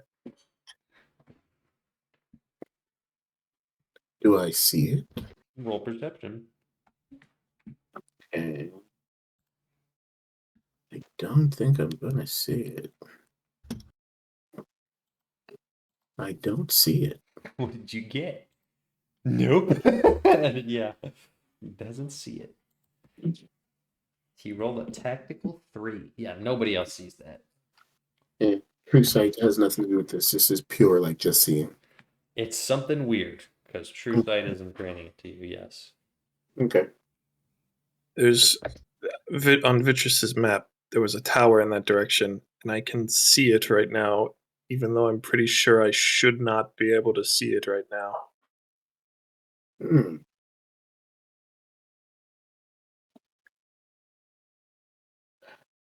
Truthfully, part of me wants to explore it. The other part notes that we have a habit of getting into adventures that take us a few days. It And, is like ballparking 75 to 100 miles away from where we are right now. Yeah, I'm good. Let's go back. Mark it on your. Yeah, let's mark it on the map, confirming that's where it is, and perhaps we come back. Just not now. Our people have suffered enough. I might be overestimating that number, but that's okay. Yeah. All right. All right, back onto the Raven. Yeah. Away. All right. A few hours have passed. Good work has First been person I want done. to confirm with is Danuk to see if he's been updated. To see if he's been updated. Yeah, by his Uh, deity or whatever. So you're checking in with him? Yeah. All right. Ugh. Ugh. Where's the... Yeah, okay, here we go. Flawless software, no flaws. All right, so when you get back, you're checking in with him. I mean, he would probably find you, realistically. He would say, all right, so, gosh, what was his voice? What did he even sound like? Was he British? I don't remember. Scottish. He's definitely not Scottish. That's I'm very Scottish. Scottish. I'm going to go with this. All right. All right. He still looks a little flustered, but he flies Sounds a little back. like, I was gonna say sounds a little like Malik, but I guess they hang out, so I don't know. I'm not trying to make him British. I think he sounds something like this. I actually checked the earliest recording of what he sounded like, and I just forgot because it's been a bit. But oh, sorry, you sound like Xerxes. what? Xerxes sounds like this. You're crazy. Okay. Anyways, why you have to make me so what's the word? Paranoid? No. Sensitive? Self-conscious. Self-conscious. Why gotta make me so self-conscious about my voices? Just let a man live. I'm not Matt Mercer. I have like 3 voices, and one of them is funny little guy, which is 3/4 of my voices. So I will never let Xerxes live. okay, whatever. Danuk says, "So, I have some news. It's not horrible. It's not great. It's vague, which is uncommon for Primus. Essentially, it says, reading through a lot of the... It was a lot. Things aren't over. Things are proceeding. Specifically, he said... what were the words? He just pulls out his paper and he reads it. He says, "What was the exact wording? What was that one line? The Protectorate will be proceeding as planned." And then there's a subnote which says the Protectorate to be defined at a later date. Do you know anything about that? What does that say? The Protectorate will proceed as planned. And then there's a note that says the Protectorate will be defined at a later date. Have you heard anything from anyone? You serve Bahamut, yes? Yes. Has he told you anything about a Protectorate? No, but he will when the time is right. I just wanted to confirm that we did our part. From what it sounds like, nothing horrible has happened, so I am cautiously optimistic. Beautiful. Just know that Primus doesn't take rules being broken lightly. And if they went back, then they would have gone back 3 weeks, which is a rule broken, whether or not it had any substantial effects, which realistically it shouldn't have. But we'll see. I think for now, we should leave. Is everything done? Malik has assembled the men. We've gotten ready to get out as many as we can, and those who are wounded are lined up and being cared for as we speak. Beautiful. All right. I'm going to start getting everyone out of here. The Feywild has been... Faye. Yes, I was going to say it's been good to us, but I cannot tell that lie right now. Yeah. All right. Is it time?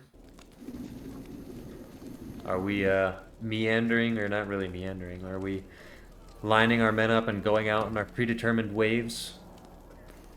Yes, please. Okay.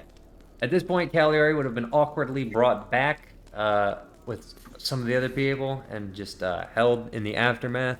But the lines are reestablished, the mages are ready, and upon Thesaurolan's approval and the Grand General's approval and Malgathalan's approval, things go back to essentially what they were going to be doing, I think, at the start of this morning. And we're getting out of here. Oh, speaking of which, I probably need to record what time it is. I don't have that at all. I have that written down. Start 42 and 42. Definitely it was like 9 a.m. So it is Saturday, August 14th. We'll say it's like 4 p.m. And we're finally now exiting the Feywild. Have you said a final goodbye to Beatrice, perhaps? Yes, I would have definitely said goodbye. Okay. Away we go. You begin filing out in the groups that you had initially set up, with some of the wounded men exiting first to make sure they can be cared for. The current plan is that they may arrive on the plateau a few days later. They're not going to be able to keep up pace with the rest of them, or you can all slow down and theoretically still get there by Sunday. But current task, getting out of the Feywild. Now, would you have told the Sauron about the time bridge at this point? No. Okay, so he doesn't even know. Oh boy. That's going to be interesting, because they're going to lose 3 weeks and find out the hard way. Alright. Away they go. Your groups start filing out one by one, as I think it's like 8 or so at a time, or really 24 at a time, because there's the 4 mages working to teleport everyone in this ritual. And you all begin filing out and hoping things work smoothly. People going out of note: Malachi de Lumiere in the first group, Cagliari, I also imagine, in the first group, Bloppletup in the first group, question mark? No. Okay, we'll put him in the... So you want to be in the group with Sable? Make sure he doesn't try anything? Sure. Okay, great. Then you're going to go out in the second group. All right, everybody. Here's what I've been waiting for. How do I spell that word? All right, thank you, Google. There's very few words I can't spell, but man, golly gee, that's one of them. Silhouette. Ugh. The Yeah. yeah, I don't know. If a gun to my head, I couldn't spell silhouette. Yeah, it's pretty rough. It's like a silhouette. Yeah. And that's how I feel about most words. Yeah, I'm so sorry, Nick. Every now and again, sometimes I'll in my head make fun of Nick because I'll be spelling words and I'm like, gosh, can you imagine just not being able to spell simple words like this? And then I come across a word that I can't spell and I'm like, oh gosh. And if that's how Nick feels all the time, I'm so sorry. 'Cause, Wow. Yeah. Oh man. The life struggle. Yeah, it really is. Okay. Gentlemen, the time has arrived. Gentlemen's. The journey out of the Feywild has begun, and I'm sure you all hoped it would be nice and simple. But of course, this is D&D, and nothing is simple. Now, I don't have bad news for you, but I sure do have news. The only thing I have to figure out is who I want to start with, and I think I'm just going to go in the order that I have written down, because that's going to be easiest. We're going to start with Malachi's journey, then go to Cagliari's journey, then go to Sable's journey, and then go to Bloppletup's journey.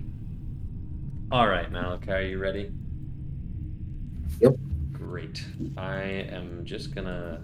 I don't really need visuals for this, but just for the sake of it, I'll get everybody queued up.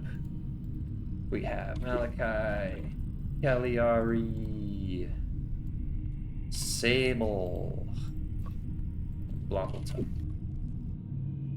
All right, Malachi, last time you went through, it was very, very straightforward. You went in one spot, you went out the other, and almost in the blink of an eye, your surroundings materialized around you, and you were able to see the elven forest, which you imagine was close to the Cairo Plateau. This time, it is not the case. The second that the mage's spell goes off, you find yourself confused. At first, you're not sure what to think, and I won't tell you what you're thinking. You have no senses. There's nothing. There's not even darkness. It's not dark, it just isn't. There's nothing to see. And so you spend quite a bit of time, quite literally, senseless. Is there anything you would like to do?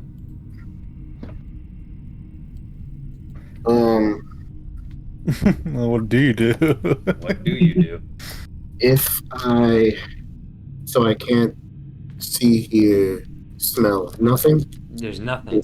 You can't even go to speak. Like, you're aware of yourself, but you have no heartbeat, you have no pulse, you have no hand to look upon, no physical form, no voice to speak, ears to hear, or eyes to see.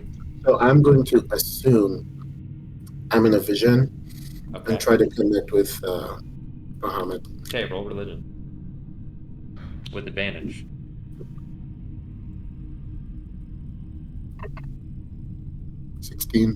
Okay. Things slowly begin to materialize around you. From the emptiness, the waters of emptiness, a separation is made. A barrier forms. Suddenly you see ground rising out of actual ocean. You see Mandril. You are still bodiless and formless. At some point, though, the vision blurs, it becomes clouded, and suddenly you see yourself on Mandril. It's very small. You're standing on it as if it was a footstool. The entire silhouette of the island around you, and beneath your feet, in between your left and the right, is the tiny little kingdom of Lucine. If you move your feet too far, you'll step off the island and into the deep, endless waters. You have very little to stand on. Not that big. Suddenly, you look around you, and you see a number of interesting symbols filling the sky. The sky is not a normal blue, but it is a cosmic weave of different scrawling white lines surrounded by a pink and red atmosphere with hints of blue echoing in and out as these clouds spiral around you. And you hear a voice speak to you in Draconic. and it says, "All eyes are upon you." And one by one, you see symbols pass before you. First, that of a hand, embedded in which is a watchful eye. It circles you as if you're a sun and it is a planet rotating around you. The second eye appears. It is not a normal eye, but it is that of a hurricane. And in the center, there is a literal eye of the storm. Though it has no form, you understand it to be in and of itself an eye. A third eye appears, following the pattern of the others, spinning around you, orbiting. It is an eye surrounded by what appears to be, although I'm not sure you would recognize it, a gear. A circle with spikes on it, and in the center of which is a brass eye, looking at you with half of its eyelid shut. And then finally, there is a final symbol. It is a set of eyes. Very strange. I have some of these, and I'll probably post them later, but I don't feel like doing it now. Two small eyes with one larger eye, light green with a yellow animal-like pupil, surrounded by 5 yellow eyelashes. It is essentially a giant eye on top of 2 smaller, narrow, normal-sized eyes. And Good question. yes, Question 1. These eyes, would I be aware of any, if this is part of any god's iconography? it's a great question. With your religion roll of 16, and some of which you've already seen, I can answer some of those questions. First of all, the eye surrounded by a circle with spikes, the eye in the cog, that's the symbol of Primus, which you had already seen stamped on the correspondence that you had read earlier. The eye in the hand takes a little bit of work, but the thing you can think of closest is the gauntlet with an eye on it, which is the gauntlet of Helm, a protector god. The third eye you recall as being on the robes of the prophets who encountered you on the road long, long ago. They had Yes, nothing of... Huh? On the way to Halpert. I think that was correct. It was on one of the roads very early on. They were prophets of Savras, him of the third eye. That was their iconography, and if you recall, there are more subtle versions of that iconography on Sable's cloaks. The hurricane is the only one, likewise, you don't recognize. You've identified Helm, Primus, and Savras. The final eyes that emerge are the eyes of Bahamut himself, who appears as the draconic head outside of the other eyes orbiting you, and instead looking upon you expectantly. So you don't recognize the eye of the hurricane. All the others, Helm, Primus, and Savras. And then finally, you feel a presence behind you, and now you're no longer standing on the island. You have a bit more of a footing to stand on, and guarding you from any danger is Michael, who stands armed with a giant claymore in full suit with resplendent wings, ready to deflect any missiles that may be lobbed in your direction. And the vision closes with that same line, "All eyes are upon you." Oh, so the vision closes. Well, if there's anything you'd like to do, you can, Well, but... I wanted to try and interact with them and call them each by name and bow to them. And the one in the storm, I would like to... I'm assuming this is the Protectorate. Possibly. You cannot speak. Make a con save. Oh, I can't speak. You That's can't true. speak. This is I true. did not yet. It's like you're having an out-of-body experience. You can see yourself, but you don't have any. You can make a con save to attempt to gain agency in this vision, but you don't currently have it. It doesn't work. Okay. What are you rolling? 4s? Ooh, an 8. Yeah, no. Nope. No agency. While you want to interact and ask questions or make statements, you are not able to gain a physical form despite seeing yourself. And the vision fades, echoing the statement, "All eyes are upon you." And then you emerge on the other side, back in the forest you had once seen on the Kyril Plateau. Or really, you're not on the plateau. You're right outside the Kyril Plateau. But, it's within viewing distance, and nothing's trying to kill you. So, it's an improvement as far as I'm concerned. All right. You know what I want?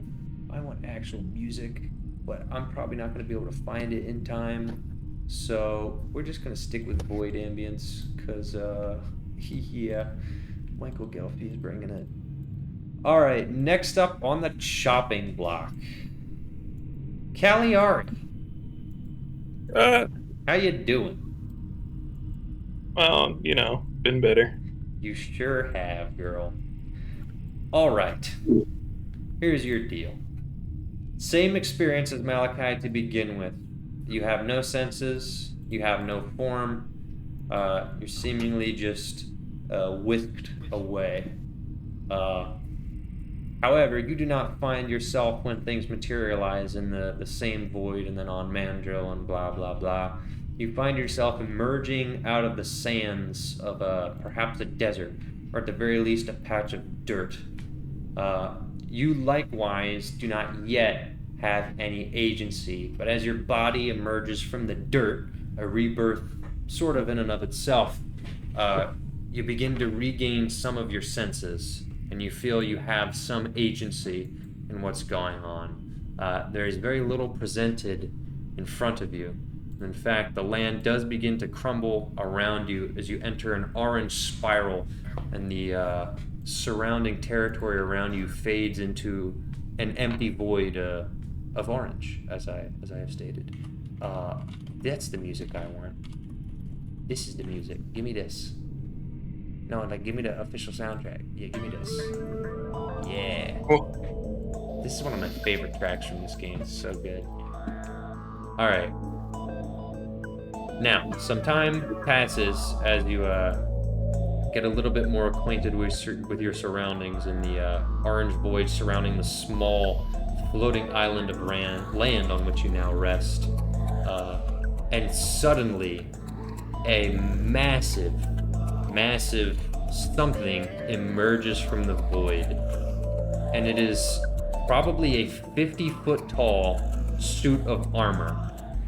He's holding up his hand, and facing you is his gauntlet. On the back of his gauntlet is a large eye. And the eye is making eye contact with you. I'm getting fucked up. That's creepy. So, there is no mouth or face that you can make out from the armor. It is but a great helmet. You see nothing of the man or being inside, but rather holding his gauntlet with the back of his hand facing you and the eye looking into you. He begins to speak, and you hear a voice resonate, shake throughout in your entire body, although you do not hear a literal sound. The voice asks, "Do you have the will to protect what you wish to protect?" And visions of your family and your home and whatever else is dearest to you that has somewhat been taken from you flashes before your eyes. So I have a question. What is it you want most to protect? And then I want you to answer his question. Do you have the will to protect it? She wants to protect her extended family, which is pretty much the whole traveling circus. Most importantly, her parents, who are still a part of that circus. And she feels like she does have the will to protect them. Okay. Do you answer? Yes? With that degree of confidence? No. Yes. I didn't know if I could talk or not, because he couldn't talk. You can. You can talk. All right. So. Yes. All right. Some visions flash before you in front of the eye. Visions of the red Dracolich who attempted to enslave you, and his specter looming over Lucine as a volley of fire emanates from his empty skull.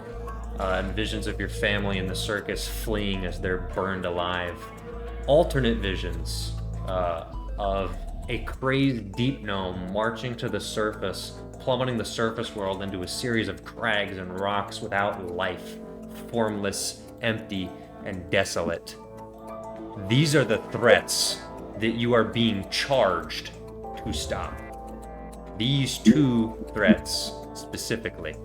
Let me actually confirm that before I get this critical detail wrong. Nope, that's definitely correct. All right. Second question asked from the eye of the gauntlet. Are you willing to die fighting even the most fearsome of threats to protect this? I already have, and I will again. Great. All right, you're a level 9 paladin. Congrats. Whoa! Well, you're not a level 9 paladin. You're a level 9 of whatever you currently are, plus paladin, because that's what you wanted, right? Yeah, Okay, done. that was fast. Nice. Easy. Write your oath, because I do need your oath for future reference. But that's it. That your setup. Yay! Okay. Congrats, buddy. That was easy. Yeah, I'm the best. so cool, so great. All Okay. right, take one of his legs off. One of his weird satyr legs. No, I'm talking about Jacob. Oh. Okay. I mean, I don't really. Yeah, you know what? I You can have don't. them. I don't need my legs, dude. I've thought about that a lot. Like, if I had to lose anything, like, it's kind of whatever, you know. But Yeah, I've often You're wrong. thought like, you know, I sit kind of close to my dad. Like I sit my chair really far up in my car, and I'm always worried. Like if I get in an accident, my knees are probably boned. And I'm like, no. who cares? All right, Sable's next. Sable, Yeah. you head through, and this time it's not a simple in and out. You don't find yourself lacking of any senses. Instead, when you emerge, you find yourself alone in a dark hallway with wooden floors and stone walls. To the left and to the right of you are a series of doors. You don't know Guys, where I you are. can't There's see. no sound. Huh? I can't see. You can see. No, I can't see. What? You can't see. I can't see. Guess you can't see. I don't understand. I don't understand. I don't get it. No, he's the DM That's all now. psychosis. Huh? Mind over matter right now. I'm giving myself You find bipolar. yourself in a hallway surrounded by doors. What do you do? I just walk down the hallway. The hallway is endless. I keep walking. It does not end. You find yourself back where you start. Do I have things on me? Do I have like my stuff? No, you only have a strange visage of yourself. You appear to be younger, and the iconography reminds you of your time studying at your church. You're in your acolyte robes.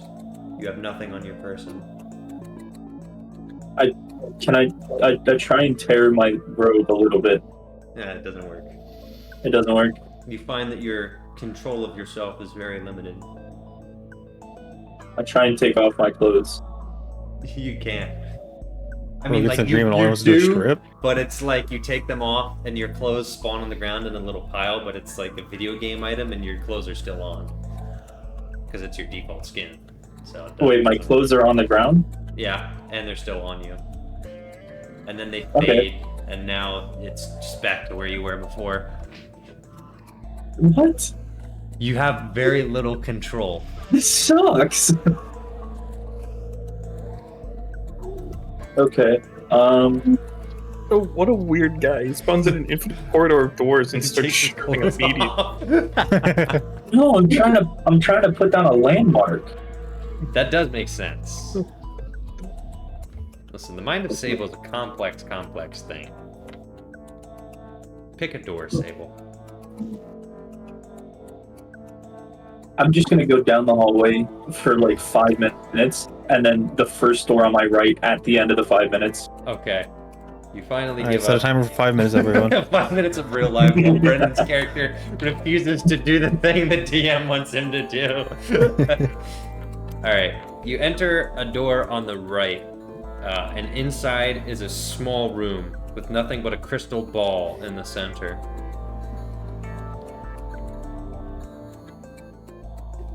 Just a crystal ball. Just a crystal ball. I go and look at the crystal ball. It radiates with power, calling for you to touch it. I definitely don't touch it, but I look in it. Touch it. See, this is. I touch it. Yeah. Both your DM and your god are coercing you to touch the funny thing. Okay. All right. You touch the crystal ball, placing your hands on either side of it, and a vision begins to unfurl. A vision of the same specter of the Dracolich that you saw earlier, although this time he lords over the castle in Lucine, and who is bowing down to him other than Xerxes? Your orphanage is burning to the ground, the one that Xerxes funded, along with the rest of Lucine, as he bows the knee to the dragon. The vision ends. Oh, that bastard.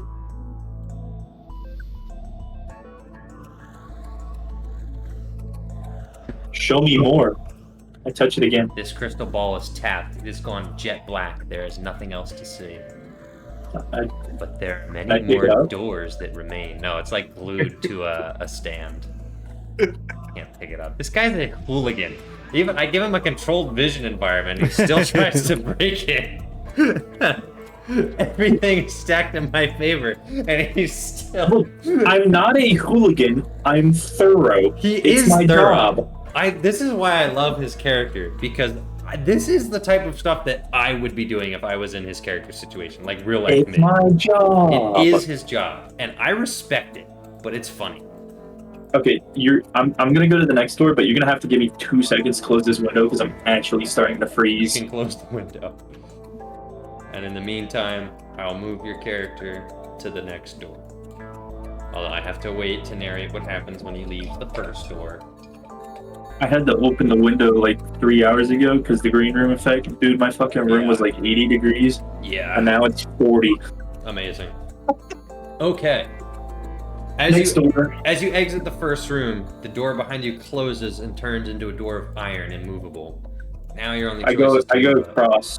I'll go across. Okay. Very well. Yeah. You enter the room. Same setup. Crystal ball on an identical pedestal.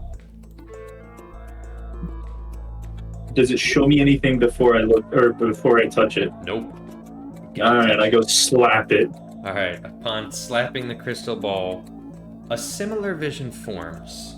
That of a looming red Dracolich over a burning Lucine. Although this time, a series of figures stand before it in opposition. Malachi de Lumiere, as well as a band of warriors whose faces are hidden yet are marked only by different symbols of eyes, which you struggle to make out. Make a religion check.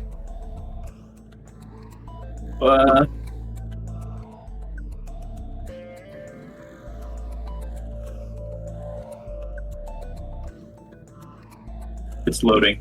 Okay.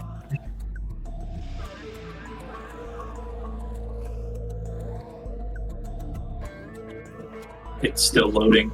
How is it still loading? I don't understand.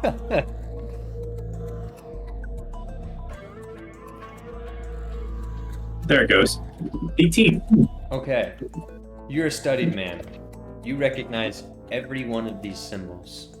The first symbol is the symbol of the Gauntlet of Helm, with the eye on the back. It is the gauntlet of one of the warriors standing with Malachi de Lumiere. The second is the Eye of the Hurricane, which is the symbol of the Storm Lord, a somewhat underground god who is rarely served here on Mandril, though he does have a few sparse followers. The third symbol is the Eye in the Cog, which is the Eye of Primus, the god of time and order. And finally, looming over the entire battlefield is the third Eye of Savras, the very symbol on which is on your garments. The vision fades.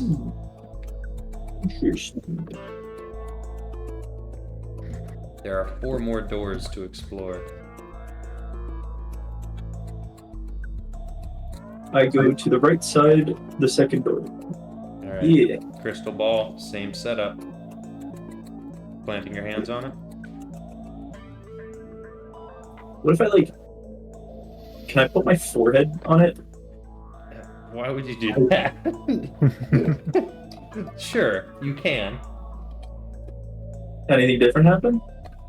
No, but you do still get the same vision. Although the thing is, let me clarify what happens. When you put your hands on it, the crystal ball is activated, and it physically shows you the images within the ball. So if you put your forehead on it, the crystal ball will activate it, and then you'll have a really hard time seeing what's in it because your forehead's on the ball. So sure, you could do that, but why? Why would you do that? Why? Well, I'm still gonna touch it with my forehead, Oh, okay. and then I'm gonna like back up to look at the thing. Brilliant. Touching your forehead with the crystal ball, it activates in the same way as did the others. This time, you see Wow. a desolate plain of gray rocks shattered into crags upon the surface of what once was Mandril. In the center is the ruined castle of Lucine. On its throne, a small little deep gnome cackling with his golden helmet, and bowing at his feet, King Xerxes. Oh God. Is this a goblin I've seen before? This I think- is not a gnome that you've seen before, Or a gnome? but the specter so. of the pale full moon flies above him in the crumbling castle. Okay. You recall that when you were on the Cairo Plateau, the Saruman was attacked, allegedly, by the Moon Lord. And before you sits the cackling gnome with the deep gray skin and a golden helmet on Xerxes' throne. With the moon above him. So, Coincidence? coincidence? Interesting. The vision fades. I mean, the Okay. moon's above everybody at night. Yeah, it's weird how this Sometimes one was during at the day. night. Yeah. Okay, Next. I go across. Alright, you enter the room. You're starting to see a pattern. You place your hands on the crystal ball or forehead. No, I'm putting my hands on this one. Okay. Put your hands on the crystal ball. A similar vision unfolds. The Moon Lord wreaking havoc, destroying the surface, and yet opposing him and his army is a band of warriors, led by Malachi de Lumiere, with a paladin of Helm, and several other warriors by his side, and presuming over the battlefield is the third eye of Sabras. The vision fades.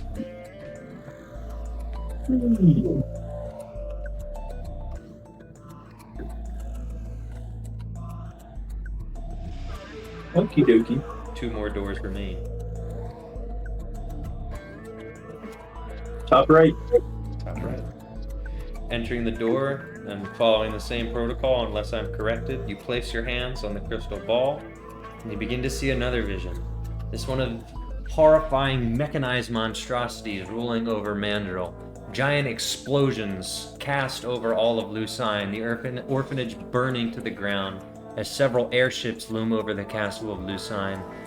The throne is not sat upon by anyone, but instead the throne room is surrounded by legions and legions of riflemen with weapons you don't quite recognize, although the common element is again Xerxes prostrate on the floor, bowing to men who wave a banner labeled UCCS.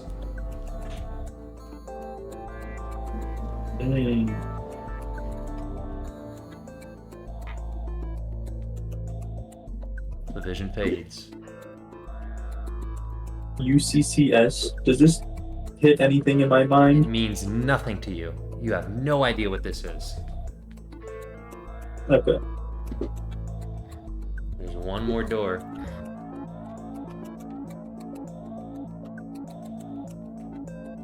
I'm super excited for this one. Yeah, what could it be? You going in? Would it be? Alright. I'm in. Place your hands on the crystal ball, and a vision comes into view. Giant airships, raining hellfire upon the ground, and yet I like this one the most. they're being countered by magical walls, barriers, fireballs themselves are raining up into the skies. An ice ball hits an airship and grounds it. Warriors charge. A legion of giant ravens strike. And at the center of the battlefield is the Eye of Savras. and at the center of the battlefield, in front of it, is a winged specter of an angel in a horrifying form, one which you seem to recall briefly possessed by Malachi de Lumiere during the combat you just witnessed against the skeleton army. The Eye of Sabras presumes over the entire battlefield. Interesting. There are no doors left. Do you exit? Yeah. Upon exiting, the hallway is thin. Looking back, there is nothing behind you, and looking forward, the hallway ends. There are no doors left, but one.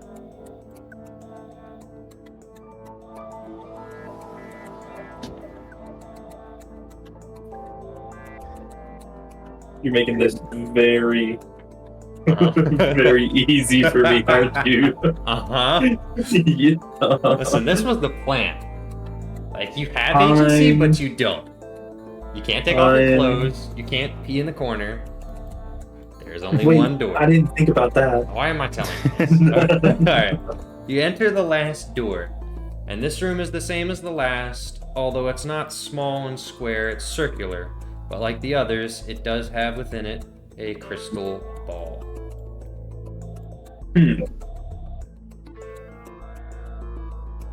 Or will you place your hands on it? There's absolutely nothing else in this room. Nope. Is it a room or is it like a floor that falls into void? Let's go with floor that falls into void. I like that.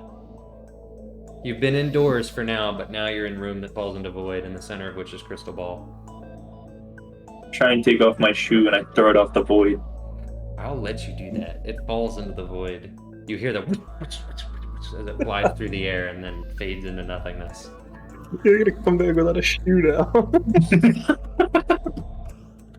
gonna be the one thing that sticks. Well, now I'm terrified. So I'm gonna just touch the ball and pretend that didn't happen. Okay. You touch the ball, and this one takes a while to materialize. Everything is cloudy. And then suddenly, you see yourself in this room. And there's a split, as if you're looking in a mirror. And there are two paths. On one path, you're bowing to Xerxes, and you're surrounded by ruin and death. And the other path is ambiguous. You have yet to choose a master. But it's clear that that is a path that has hope. It's murky, it's gray, and in and of itself is likely fraught with danger. But it is a path at the very least illuminated by the third eye, Sabras.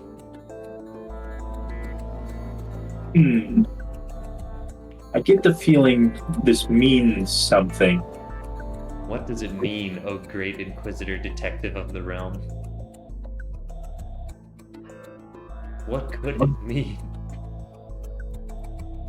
The crystal ball fades, the floor around you fades, and suddenly you yourself are thrust into the void, falling and falling. And Do I find my shoe? No. Eventually, you lose your sense of self, you lose all senses, and then suddenly, you find yourself emerged, back in the woods where you once were, on the other side of the material plane by the Chiral Plateau. Am I like awake? Yeah, you're completely fine. Do I have my shoe? You have your shoe, you have everything that you would normally have. Everything you had on your person when you left the Feywild, you have here. It was as if you never went into the weird dream space. Sweet. Alright. Bloppletup. Huh. You are a special little boy. No. This one, That's so this creepy. one is gonna be interesting. Because you're gonna get something that I don't think anyone else got. Running the numbers and doing the math here. You're in the ocean, and you're floating. You're a buoyant boy. You're comfortable. Everything is peaceful. The waters are calm. And then suddenly a violent storm erupts.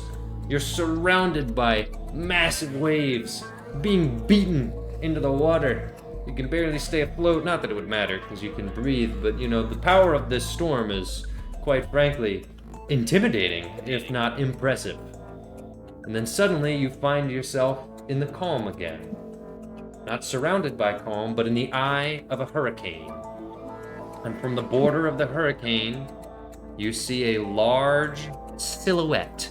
That's the word I had to spell. Oh gosh, how do I'm not gonna spell it again. Who am I kidding? You see a large silhouette.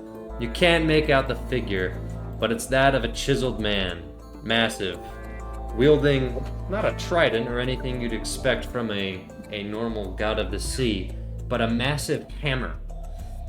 You can make out no features. In that sense, he's much like you, a black void of a person with sparkling blue eyes. And after some time, he actually speaks. Hello there, Blobbletip. Hello. Do you know who I am, son? No? I am one they refer to as the Storm Lord. Whoa. You may have met one of my followers. Oh, makes sense, man. He pieces it together. He says, I have a message for you. Okay. You are currently a chosen avatar of another god, but his claim over you is not exclusive. I don't seek to meddle, but I do seek to provide hope and provide order and balance to nature. Your god is the god of the seas, Tultapalip.